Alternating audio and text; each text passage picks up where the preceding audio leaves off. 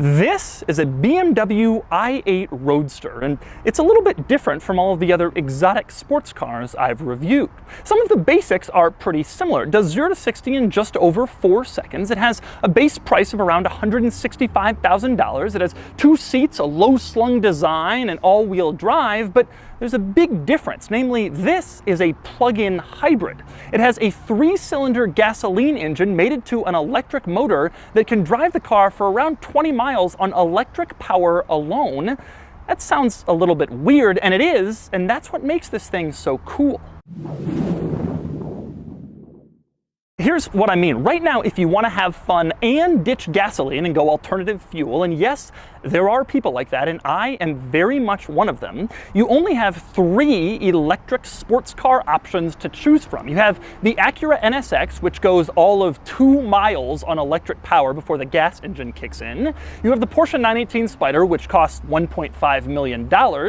And then you have this. Notably absent from this list is the Porsche 911, which is still gasoline only, the Audi R8, basically any Ferrari, and basically any and all BMW M and Mercedes AMG model. This annoys the hell out of me because Tesla has proven that it's possible to make a minivan that out-accelerates a McLaren and still gets 300 miles of electric range. So where are all the electric sports cars? Why isn't anyone else doing this? Right now, this is basically it, and it's finally available as a convertible following up on the i8 Coupe that came out 4 long years ago. I've borrowed this i8 Roadster from Crevier BMW here in Orange County, California. They are the largest BMW dealer in the United States by sales, so it's no surprise they've gotten the i8 Roadster just after it came out in this rather unusual color called e-copper. Today, I'm going to take you on a tour of the i8 Roadster, and I'm going to show you all of its interesting quirks and cool features. Then I'm going to get it out on the road and drive it, and then I'm going to give it a Doug score. And for more of my thoughts on the i8, click the link below to visit autotrader.com/oversteer, where I've also rounded up a list of the best electric car bargains currently listed for sale on AutoTrader.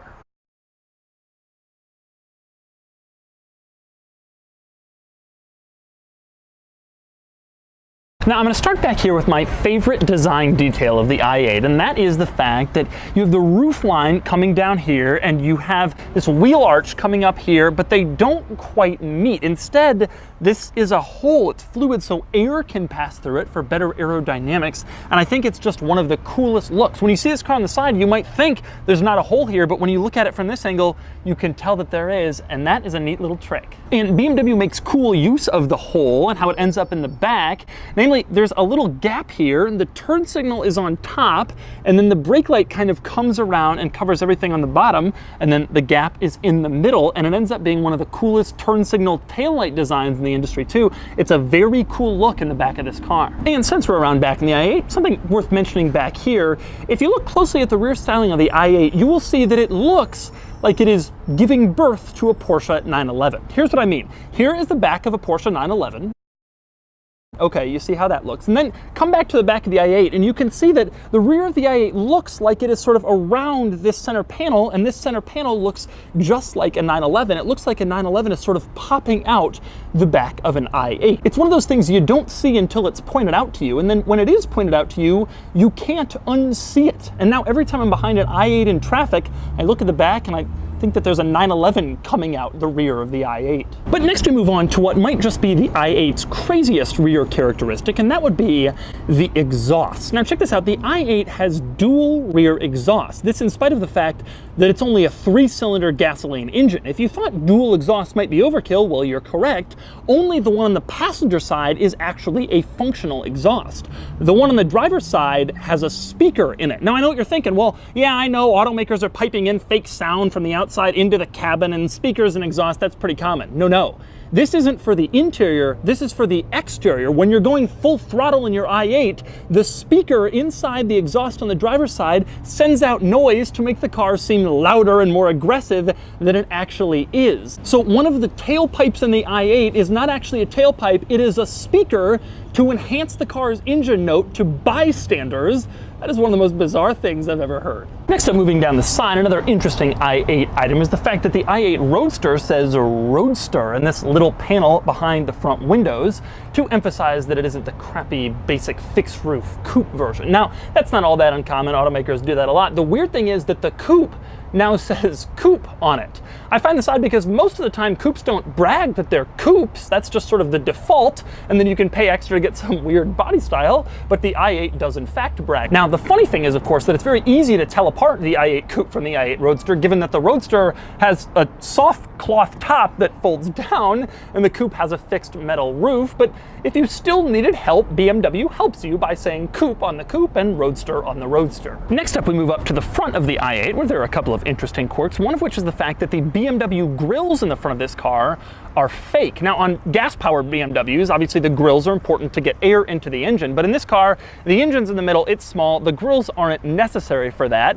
but it has the grills anyway. They're just plastic, and they're purely there for style, so that this car still retains the classic look of a BMW, just like all the gas-powered models. That's kind of interesting. But anyway, with the engine in the back, you might be wondering, well, what exactly is up here? The answer is, you'll never find out. That's because BMW doesn't let you open this. You need special tools to pop this open and get it open. That's because the electric motor is under here, and also a lot of high voltage wires, and if you open this, BMW figures, you'll probably hurt yourself, which frankly is probably true. Now, the other interesting thing up here is this vent. Now, this vent dissipates heat, and on earlier i8 models, it was very large, but what BMW was finding was it was so big, it was sending a lot of hot air from the electric motor basically into the cabin on the Roadster. So when they came out with the Roadster, they changed this vent so that it's a lot smaller, and they redesigned sort of the airflow, so now hot air isn't sent directly into the cabin every time you have the roof down. Now, next up, we move on to the doors, and the doors are noteworthy because they're not the same boring, normal doors from your car. No.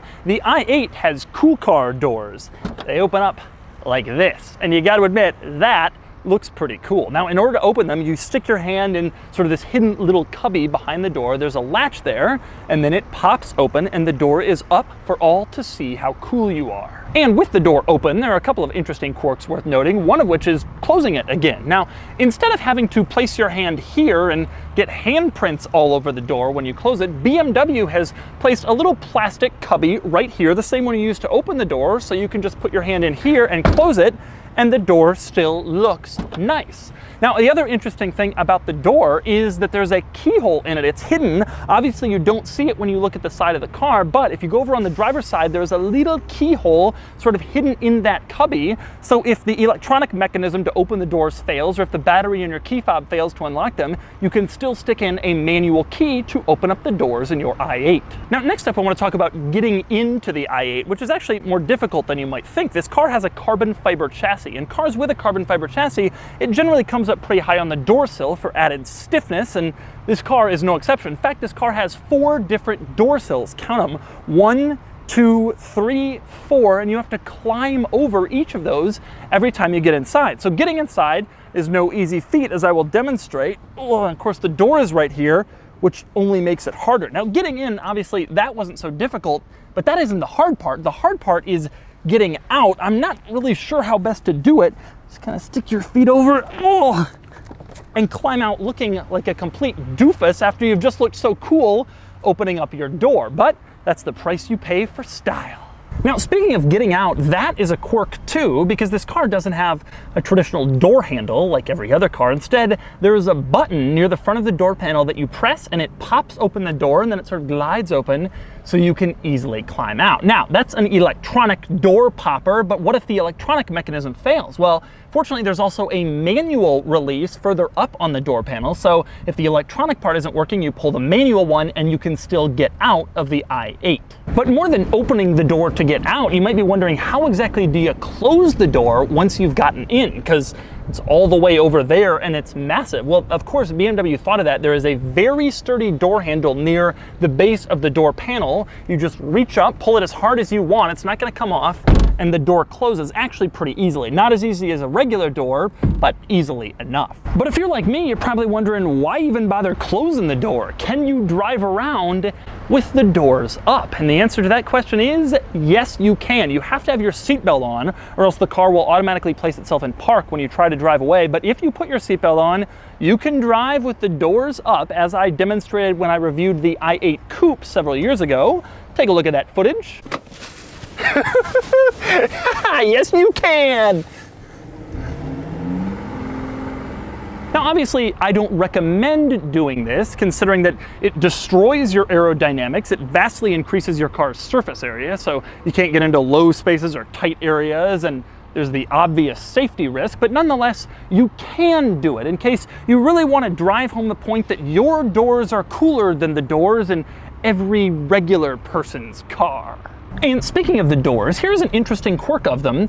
This is as far down as the window rolls. Check this out. I put the window up, I roll it all the way down, and it stops right here, which kind of gets annoying, because if you're driving along or if you're a passenger and you want to rest your arm on the door sill, instead the window's there and you can't really do that. It doesn't go all the way down. Very unusual. And speaking of window-related quirks in the i8 Roadster, here's an especially unusual one.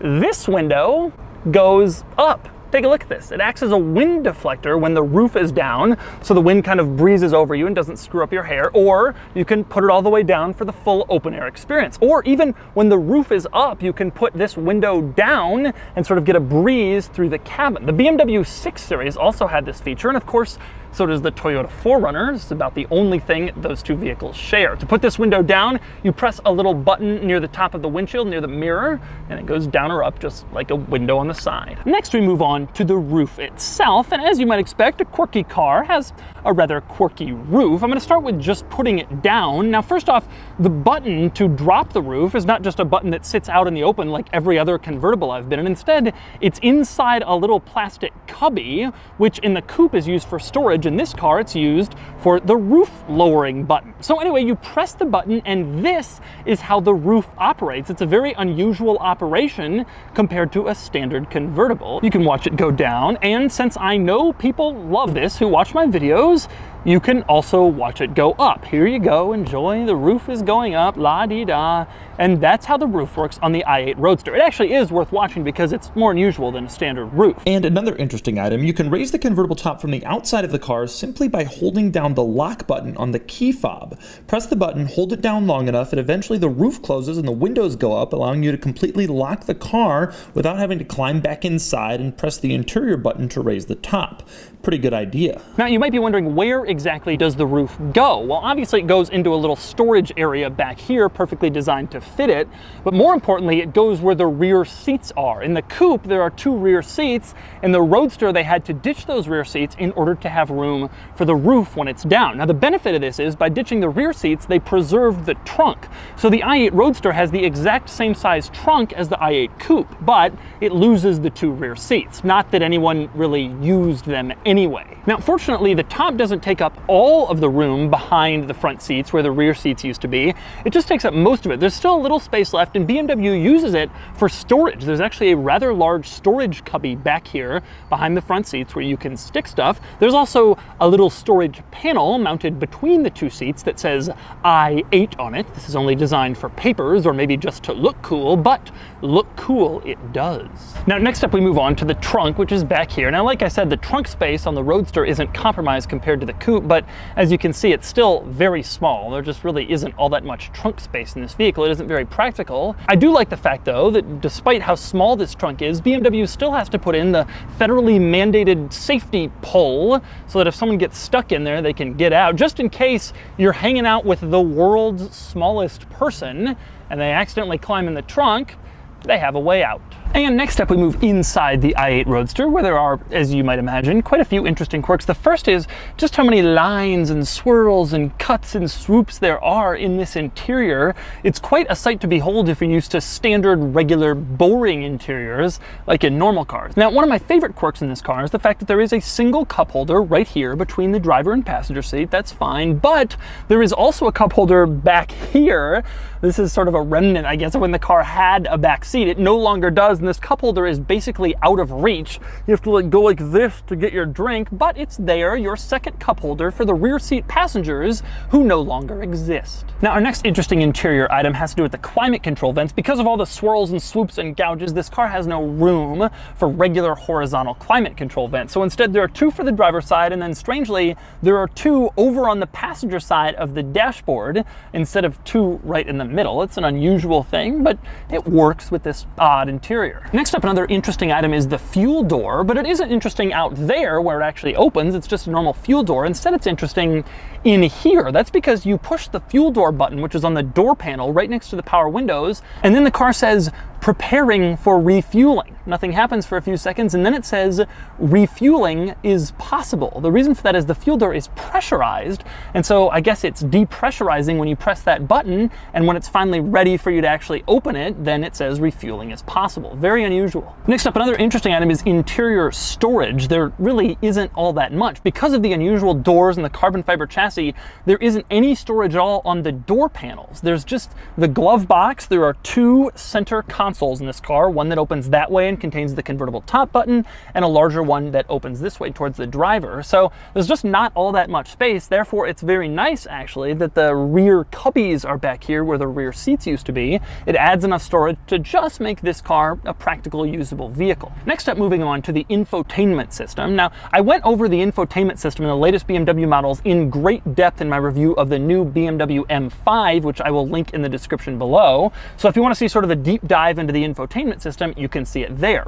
However, there are a couple of interesting quirks worth noting. One is the fact if you go into an item called Technology in Action and you go into eDrive, it shows some of the cool electric happenings in the vehicle. For example, it can show your split between using the electric motor and the gasoline motor, how long you've used each, how many miles you've driven in gas and electric, and that is pretty cool. It can also show you exactly which motor is active at any given time, which is a nice feature, and obviously something the new M5 didn't have. Another interesting item, if you go into Eco Pro Tips, this car will actually give you tips on how to drive more efficiently. You have to go into Eco Pro mode to activate it, which is the most fuel efficient mode in the car. But once you do, tips will actually show up there kind of teaching you how best to drive in order to conserve fuel as much as possible. That's not something you get in a lot of other exotic sports cars. Another interesting interior item, check this out. The start-stop button is surrounded by this cool looking silver shroud, which looks nice. But check this out, when you get inside, there's some lights up there that sort of blink red, goading you into pressing the start-stop button. When you actually do turn on the car, those lights turn blue to let you know that it's on. And so those are the quirks and features of the rather quirky i8 Roadster. Now it's time to get it out on the road and drive it.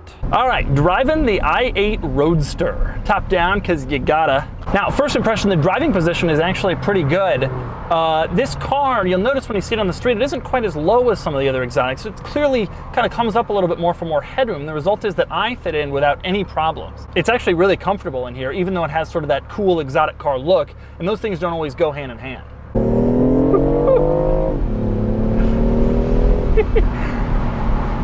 Obviously, it's got a ton of power, and it feels like it does. It actually doesn't have that much power. When you look at it on paper, the power number is not dramatic. It's like 400 or something. But the thing about this car, of course, because it's electric, you have all that extra torque from the electric motor. It comes on the moment you floor it, and you can really feel it. The funny thing is, you're not rewarded with the sound like you are in a normal car. So even though you're going fast, it feels like you're going fast in a somewhat sporty car, like a Focus ST, but not like an exotic sports car. Sitting at a stoplight feels like a normal car. We get AC blowing, we get the nice BMW infotainment, just like in all the other modern BMW cars. There's not really a lot of compromises that you have to make for this car. In fact, I would argue that it's the exact opposite. You get all this stuff, and you also get this electric range if you want it.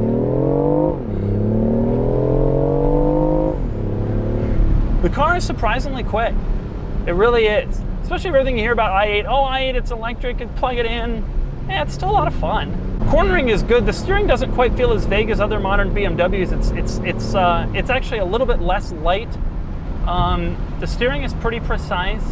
The car corners quite flat, which is impressive. I would imagine that's because there's so much weight at the bottom with the battery and stuff down there. The seats aren't very tightly bolstered, but they don't really have to be. I don't find myself really sliding around in corners. The steering is very good, very precise, not quite at the level of AMG GTR, Huracan, the sort of the class of the segment, the craziest high-performance cars.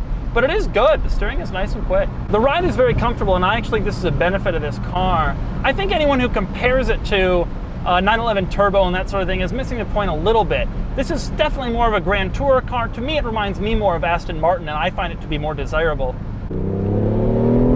Whew.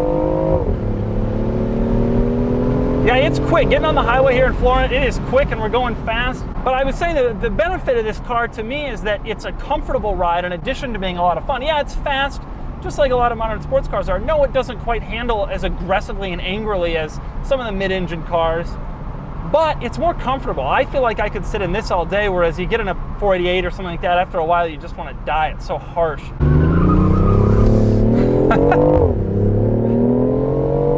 Now, turning around there, I U-turned and sort of stepped on it, and it breaks loose a little bit. Even though it's all-wheel drive, the car, there's no doubt about it, the car is a little bit under-tired. And the reason for that is you have to put on sort of economy tires. This is an economy vehicle. It's a plug-in hybrid electric car. And so BMW has struck kind of an interesting balance of having economy tires and having grippy tires. Everything I've read says they've done a good job, but there is a little whine at the very limit. And so that's the 2019 BMW i8 Roadster.